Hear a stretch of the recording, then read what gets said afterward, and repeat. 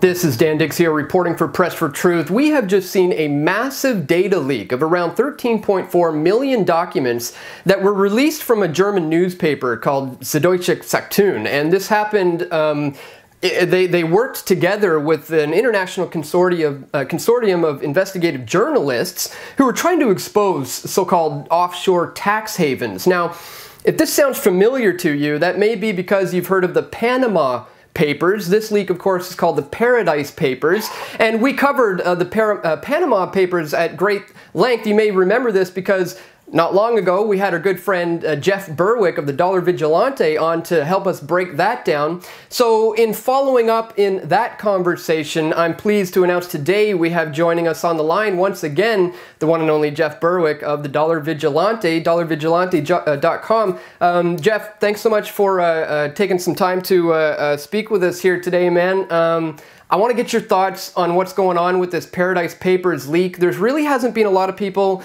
in the alternative media talking about this, but I've been seeing a lot of mainstream media headlines talking about this, pumping a lot of fear into people. So what's your take on this? Is there any cause for concern here, or is this just a good example of how one can screw over the government?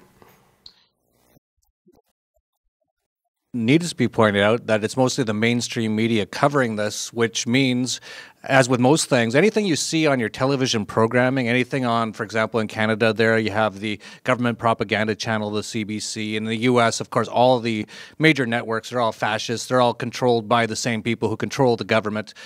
So all of these mainstream media sources, it's all essentially a form of propaganda. It's no different than in the Soviet Union with Pravda or anywhere else. It's literally the exact same thing, and people really need to realize that. So when something like the Panama Papers and the Paradise Papers come out, and all of a sudden it's all over the news, you should realize there's a reason for that, and you should always be looking for the reason. It's never what they say it is. And so when you look at the Panama Papers and now the Paradise Papers, there's really not much difference between them. One of the main things that they're trying to do is incite sort of a class warfare sort of a thing, sort of say, these are the rich people, and look, they're stealing from you by not paying enough extortion fees, which is, of course, ridiculous. There should be no extortion fees. There should be no government. There should be no mainstream media. These should all be completely wiped out. They're all illegitimate. And so you look at that and you say, okay, well, why are they even putting this information out? One of the main reasons is to kind of make it try to make it so that people get really angry about offshore tax havens and want to shut them down, because that's what the globalists want. They want to get everyone into the banking system. They want to get everyone into the taxation system, and eventually they want it all to be one world government sort of a thing. One of the ways to do that is to start shutting down any country that has any sort of lower taxation or no taxation, which many countries do. You don't actually need taxation. The U.S., for example, didn't have income tax until 1913, same year that they brought in the Federal Reserve. There was still roads, there was still firemen, there was still actually a militia, actually decent militia, and something you'd want instead of the Department of Offense, which is now a heinous terrorist organization now bombing people across the world.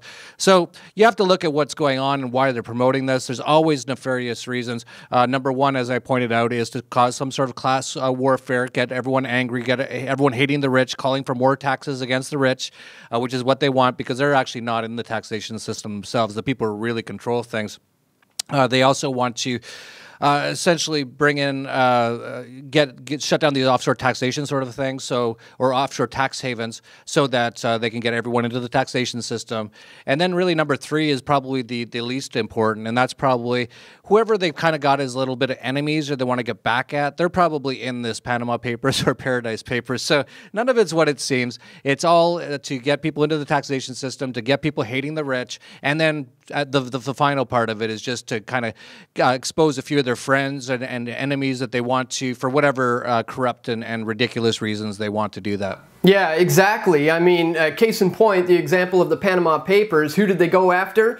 Vladimir Putin, Bashir al-Assad, and the leader of Iceland, who of course jailed their bankers back in 2008. So it was clear that this is an attack on the enemies of the globalists here. So certainly we're going to see something similar with the Paradise Papers. Now, it seems that there's required a certain sense of nationalism or patriotism or something in the minds of the masses to want to say, yeah, we need to be giving your money to the government. I mean, do you think, how else could this be going on unless people are completely brainwashed with nationalism and patriotism, right? Absolutely. People are literally brainwashed into those sort of things. You look at the U.S. and you go to your 12 years of government indoctrination camps. These have nothing to do with education, as is proven by the fact that literally like half the people coming out of high school in the U.S. can barely read. But while they're there, they always do their Pledge of Allegiance, which used to be this salute. They changed it after the 1940s for fairly obvious reasons. But they, these are all just to brainwash people into statism, into believing that the government is good, which it absolutely is not. The government is the biggest threat to freedom and to your own actual, not just your sovereignty, but even your own health. The government's killed hundreds of millions of their own people in the 20th century alone. This is all a big scam that hopefully people start to wake up from, because this is the biggest problem in the world is government. But they control the media, and they control most things, actually. They control all the governments. They control the central banks. They control money. They control the pharmaceutical industry. They control the military-industrial complex. But because they control the propaganda and then mainstream media and Hollywood as well, it's all one and the same. And we've seen that just in the last few years, that it's actually been leaked out that most Hollywood movies need to go through the Pentagon, for approval before they get put out, because it has to have enough nationalism. It has to have enough, yeah, the president saved us, or the troops saved us. It's all this kind of stuff. People really need to just turn off their television programming, and if you turn off your television programming, you won't see any of this stuff. You won't see anything about the Panama Papers or the Paradise Papers, because it's not on anywhere but the mainstream media. So basically, if you see it on television, know there's an agenda, and basically just turn off your television and everything will be much better. Yeah, absolutely. Great advice. And I think one of the key areas that people need to understand here in order to be able to truly have a good grasp on this is this fact that taxation is theft. And I know you've explained this probably hundreds, maybe thousands of times to people, but there's still a lot of people here at the PFT audience and elsewhere who are not really familiar with that even as a concept. Can you just briefly break it down for us? Why can we, positively say for sure that taxation is indeed theft? Well, if you don't pay your taxes, they will come after you with guns. That should be a pretty good. A better way to actually say taxation is extortion. That's really what it is. So you have governments which shouldn't even really exist. Governments are illegitimate because they live off of stolen extortion funds. So there's really no difference between the government and the mafia. And they come around and they extort you. They say, hey, you owe us some money. It's like, why? I've never signed a contract with you. And they're like, the social contract. It's like, where is this social contract? It's just a nebulous sort of thing, but you owe us money, and if you don't pay them, then they come around with guys with guns, and if you don't go with those guys, if you try to run away, they will shoot you, and if you go with them, they'll put you into a cage, which is often a rape camp. No one seems to notice, no one seems to care much about this, but the most simplest way to explain this all is all of us are born individual, sovereign human beings. That is our birthright. And you can say, if you believe in God, believe in whatever you want. The one thing is for sure, when you're born, you are born as an individual, sovereign human being, and no one owns you, including your parents. Your parents are your guardians, but you own yourself. And luckily or thankfully, your parents do take care of you until you're old enough to, or hopefully they do, take care of you enough until you're old enough to take care of yourself. And then at that moment, you really, truly own yourself. But in this world today, we actually have a real sick thing that has happened over the last few hundred years, and they've done a really good job at it. And that's saying that you are owned. The government owns you. Wherever you're born, you owe them money. If you're born in the U.S. today, you actually owe a newborn baby born in the U.S. today owes $250,000 worth of debt that the U.S. government has piled up in its name. That is the most heinous criminal thing that you could ever do, is to put a massive amount of debt onto a newborn baby. And that is just the basics of what they do. Basically, if you want to know what's going on in the world today, watch a few movies which actually put out some of the truth, but they're obviously put out as fiction. Watch The Matrix and watch The Truman Show. These two movies basically explain exactly what's going on. And basically, most people in the world today are like Truman in The Truman Show. And it's no accident that they call it The True Man Show. It is. Most people don't realize this is all a big show. Everything on the mainstream media is a big show. The government's a big scam. And it's all just to make you realize that you don't own yourself. And if enough people can wake up and realize they actually own themselves and they turn their backs away from all of these criminal organizations, the entire world changes tomorrow. And it actually is possible. We got to just get this information out more and more.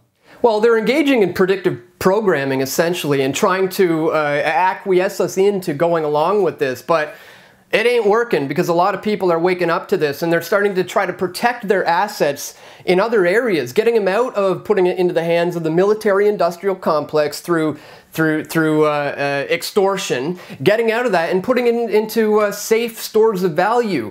One of these areas is cryptocurrencies like Bitcoin. I know you know all too well about that being a good store of value, but one of the ones I think that is even better is gold and silver, because obviously anything tangible that you can physically hold in your hands is a great asset to have. Gold and silver has been proven over time and time again over thousands of years. And I'm wondering if you've heard of a guy, this guy's name is Keith Neumeyer. I'm actually going to be interviewing him on Monday because this guy's a genius. He figured out how to, the basic concepts of buying low and selling high, but he started this kind of mineral bank concept.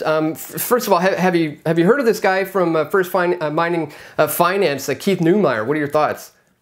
Oh yeah, absolutely. I've known about him for decades. He's been one of the most sort of top people in the mining business since I got involved with Stockhouse.com, which I founded in 1993, which is still the top financial website in Canada. So yeah, I'm definitely familiar with him.